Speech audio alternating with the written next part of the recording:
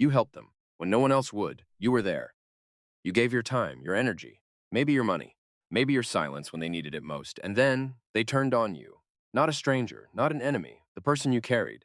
If this has happened to you once, twice, or so many times you've stopped counting, Friedrich Nietzsche has something to say to you, and it will not comfort you, but it will free you. Most people spend years trying to understand why the people they helped the most hurt them the worst. They tell themselves it was a misunderstanding, a phase, bad timing, they rationalize, they forgive, and then it happens again. Nietzsche didn't believe in polite explanations for human behavior. He was one of the few philosophers willing to say out loud what most people only feel in the dark in. Thus spoke Zarathustra. He wrote something that sounds almost cruel until you understand it. You want to be pitied? Then stop deserving it.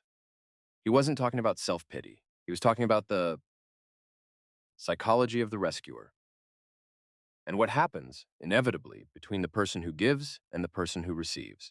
Because here's what Nietzsche understood that most people never do. Help is never neutral.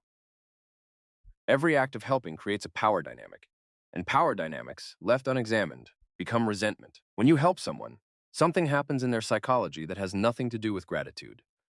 They see their own weakness reflected in your strength. They remember the moment they needed you, the moment they were small, the moment they couldn't do it alone. Nietzsche called this resentment, a French word he borrowed and gave a new, darker meaning. It's not simple resentment, it's something slower, a quiet, festering inversion of values. The person who cannot match your generosity begins unconsciously to reframe it. Your help becomes proof of their inferiority. Your success becomes a reminder of their dependence. Your presence becomes an indictment of everything they couldn't do on their own. And so, to restore their sense of self, they have to cut you down, not because you did something wrong, because you saw them when they were broken.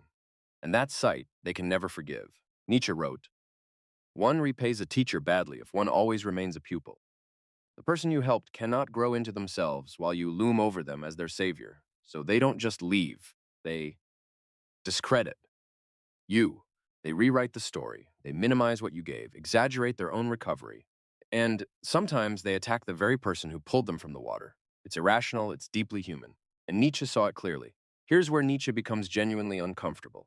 He believed that most acts of helping are not as noble as we think, not because the help isn't real, but because motive behind it is almost always contaminated. He made a sharp distinction between two kinds of giving: gift-giving virtue, giving from overflow, from strength. Because you have so much that generosity is simply natural, like a river that floods its banks, and pity, giving from a need to feel generous, from a quiet, unexamined desire to see yourself as the rescuer, to confirm your own goodness, to have someone look at you and need you. He was brutal about pity and the Antichrist, he wrote. Pity is the practice of nihilism. That sounds extreme, but follow the logic. When you feel pity, you are essentially saying, I see your suffering and it diminishes me too. Your pain becomes my pain. Your weakness becomes something I carry, and in doing so, neither of you grows. You simply share in the weight of a problem that doesn't get solved. Worse, Nietzsche argued that pity keeps people in their weakness. When you rush to rescue someone every time they fall, you rob them of the fall. And the fall is where strength is built. He put it plainly. What does not kill me makes me stronger. Not just the adversity itself, but the act of surviving it alone.